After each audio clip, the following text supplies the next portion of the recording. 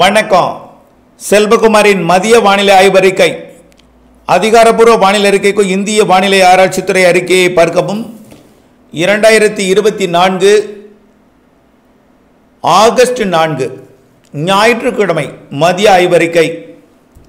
இன்றைய அறிக்கையில் கடந்த 24 மணி நேர மழைப்பொழிவு, இன்றைக்கு எங்கே மழை பெய்ய போகிறது, இப்பொழுது எங்கே தொடங்கி இருக்கிறது, இன்றைக்கு மாலை இரவு நள்ளிரவிலே டெல்டாவின் கடலோரம் உட்பட வடகடலோரம் உட்பட மழை பெய்ய போகிறது. அது தொடர்பான விரிவான அறிக்கை.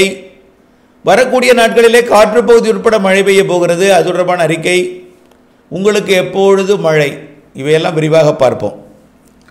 கடந்த 24 மணி நேர மழைப்பொழிவை பொறுத்தவரைக்கும் திருவள்ளூர் மாவட்டம் திருவள்ளூர் 4 சென்டிமீட்டர், செங்கல்பட்டு மாவட்டம் செங்கல்பட்டு 4 சென்டிமீட்டர், திருமயம் புதுக்கோட்டை மாவட்டம், மேலும் காஞ்சிபுரம் மாவட்டம் செம்பரம்பாக்கம், மேலும் கள்ளக்குறிச்சி மாவட்டம் அரியலூர், கள்ளக்குறிச்சி மாவட்டத்தில் உள்ள அரியலூர், சென்னை ஆலந்தூர், சென்னை விமான நிலையம், திருத்தணி திருவள்ளூர் மாவட்டம், செம்பரம்பாக்கம் காஞ்சிபுரம் மாவட்டம், உளுந்தூர்பேட்டை கள்ளக்குறிச்சி மாவட்டம், திருத்தணி பிடிஓ திருவள்ளூர் மாவட்டம், கோமிக அணை கள்ளக்குறிச்சி மாவட்டம், மேலும் செங்கல்பட்டு மாமல்லபுரம் செங்கல்பட்டு மாவட்டம், அருப்புக்கோட்டை விருதுநகர் மாவட்டம், இதெல்லாம் தலா 3 சென்டிமீட்டர்.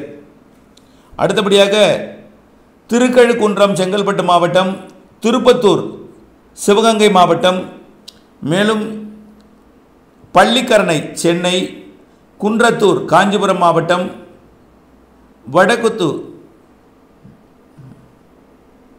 கடலூர் மாவட்டம், தனியமங்கலம் மதுரை, பத்ராயிருப்பு வாலாஜாபாத் காஞ்சிபுரம் மாவட்டம், அண்ணா பல்கலைக்கழகம் சென்னை, அலக்கரை எஸ்டேட் நீலகிரி, லோயர் அணைக்கட்டு தஞ்சாவூர், கொடைக்கானல் படகு குழாம், இதெல்லாம் 2 சென்டிமீட்டர். மேலும் 1 சென்டிமீட்டரில் பார்த்தீங்கன்னா புதுக்கோட்டை, சோலையாறு, மாமல்லபுரம், அதிராமப்பட்டினம், நெய்வேலி, சின்னக்கல்லாறு, திண்டிவனம், அண்ணா பல்கலைக்கழகம், அடுத்தபடியாக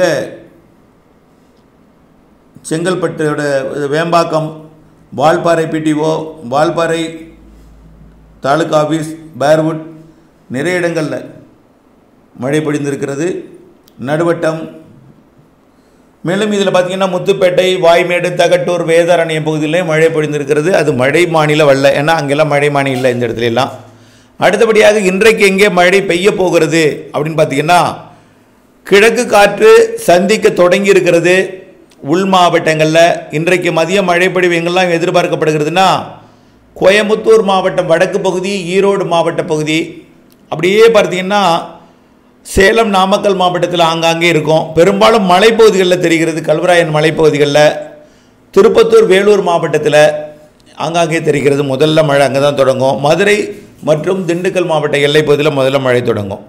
அதற்கு பிறகு மழைப்பொழிவு தீவிரமடைந்து மதுரை மாவட்டம் வடக்கு பகுதியிலிருந்து டெல்டாவோட கோடியக்கரை முனை வரைக்கும் வாய்ப்பு இருக்குது.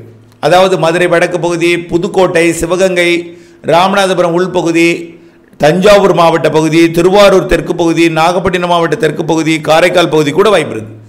நாகப்பட்டினம், திருவாரூர், மயிலாடுதுறை டெல்டாவில் கொஞ்சம் பரவலாக கூட வாய்ப்பு இருக்குது. இன்றைக்கு வேதாரண்யம், தலைஞாயிறு, வேளாங்கண்ணி, நாகப்பட்டினம், நாகூர், காரைக்கால் பகுதிக்கு வாய்ப்பு தெரிகிறது. துருத்துறைப்பூண்டிக்கும், முத்துப்பேட்டை, மன்னார்குடி மற்றும் மதுக்கூர் பகுதிகளுக்கும் நல்ல மழை வாய்ப்பு தெரிகிறது இன்றைக்கு இரவு.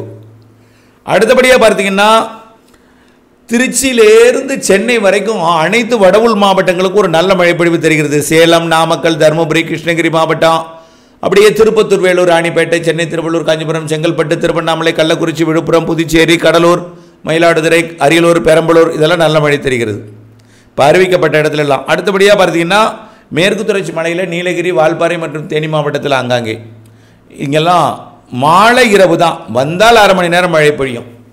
நாளையிலிருந்து இதை விட கூடுதல் பரப்பில் மழை பொழிவு ஏற்படும். இதை விட கூடுதல் பரப்பு காற்று பகுதிக்கு நாளை மறுநாள் உறுதியாக தெரிகிறது. வரக்கூடிய 3 நாளில் காற்று பகுதிக்கும் மழை வாய்ப்பு. காற்று பகுதினா உச்சபட்ச காற்று பகுதி என்பது தாராபுரம், குண்டடம், இந்த பகுதிக்கே மழைப்பொழிவு நாளை அல்லது நாளை மறுநாளுக்குள் கொடுக்கும்.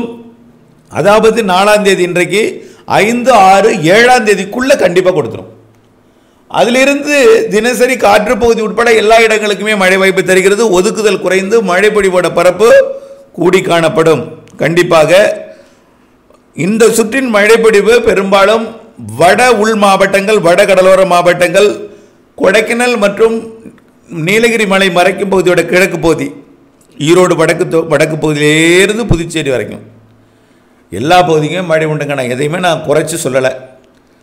எல்லா பகுதிக்குமே வரக்கூடிய நாட்களில் ஒரு 3 நாட்களுக்கு பிறகு படிப்படியாக 3 நாட்களுக்கு பிறகு தீவிரம் காற்று பகுதிக்கும் மழை உண்டு.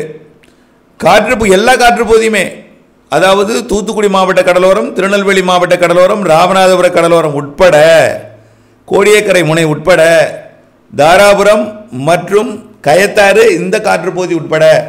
அப்போ காற்று பகுதி உட்படனா உங்களுக்கு சர்வசாதாரண மழை பெஞ்சிடும். அதுக்கு தான் நான் காற்று பகுதி உட்படன்னு சொல்கிறேன். கண்டிப்பாக மழை உண்டு. காற்று ஓட்டம் குறைந்துவிடும், நிசப்தமாகிவிடும். தெற்கு காற்று நேற்றே குறைந்து விட்டது. இதன் காரணமாக டெல்டாவின் தெற்கு பகுதியில் மழை இன்னும் குறைந்துவிடும். தெற்கு காற்று ஓட்டமே இல்லாமல் மிக நிசப்தமாக இருக்கும். வரக்கூடிய 8ஆம் தேதிக்கு மேலே மேலும் நிசப்தமாயிடும். 15ஆம் தேதி வரைக்கும் மாலை இரவு மழைப்பொழிவு படிப்படியாக பரவலாகி நல்ல மழைப்பொழிவை கொடுக்க போகுது. நேற்றைக்கே சென்னையில் மழை, வட உள் மாவட்டங்களில் ஆங்காங்கே மழை. இன்றைக்கு அதை விட கூடுதல், நாளை அதை விட கூடுதல் பரப்பு. ஒதுக்குதல் குறையும், மழைப்பொழிவு பரப்பு கூடிக்கொண்டே போகும். ஆக இந்த மாதம் 15ஆம் தேதி வரைக்கும் மாலை இரவு மழைப்பொழிவு, அதுலேயும் 8ஆம் தேதியிலேருந்து இன்னும் கூடிடும், 10ஆம் தேதியிலேருந்து இன்னும் கூடியிருக்கும், 13லேருந்து இன்னும் கூடியிருக்கும். 15ஆம் தேதி வரைக்கும் இந்த சுற்றின் மாலை இரவு மழை கேரளாவுக்கும் கர்நாடகாவுக்கும் உண்டு. அதுவும் இதே போல் மாலை இரவு மழை தான்.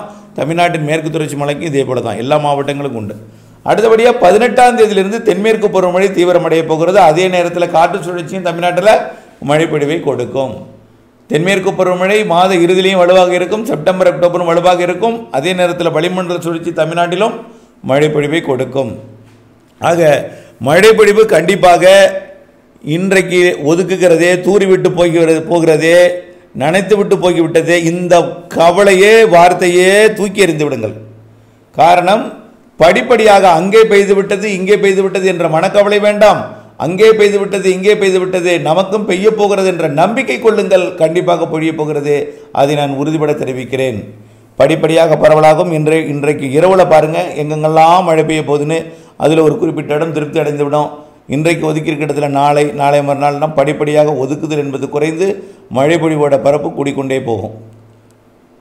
தென்மேற்கு பருவமழை அக்டோபர் மாதம் 15ஆம் தேதி வரை இருக்கிறது. அக்டோபர் 10 வரை கண்டிப்பாக இருக்கிறது. செப்டம்பர் அக்டோபர் தென்னிந்தியாவிற்கு சிறப்பான ஒரு தென்மேற்கு பருவமழையை கொடுக்க போகிறது. அது முதல்ல. அடுத்தபடியாக அக்டோபர் மாதம் 23ஆம் தேதி வாக்கில் வடகிழக்கு பருவமழை தொடக்கம் முதல் இறுதி வரை, அதாவது ஜனவரி மாதம் முதல் வாரம் வரைக்கும் கூட வடகிழக்கு பருவமழை தொடர வாய்ப்பு இருக்குது. ஆகவே அந்த வடகிழக்கு பருவமழை ஏற்கனவே சொல்லியிருக்கோம், ஒவ்வொரு சிஸ்டம் ஒவ்வொரு வழித்தடத்தில் பயணிக்கும். ஒவ்வொரு சிஸ்டம் ஒரு குறிப்பிட்ட மாவட்டங்களுக்கு அதிக மழை தரும். ஆக கண்டிப்பாக ஒவ்வொரு சிஸ்டமும் அந்த பகுதியில் எந்த பகுதிக்கு நெருங்குகிறதோ அந்த பகுதிக்கு ப்ளஸ் மழை கண்டிப்பாக, அதில் எந்த மாற்றமும் இல்லை. தொடர்ந்து வானிலை ஆய்வறிக்கை மாறுதல் அப்டேட் துல்லியமறிந்து பணி செய்து லாபமடைய அன்போடு கேட்டுக்கொள்கிறேன். நன்றி.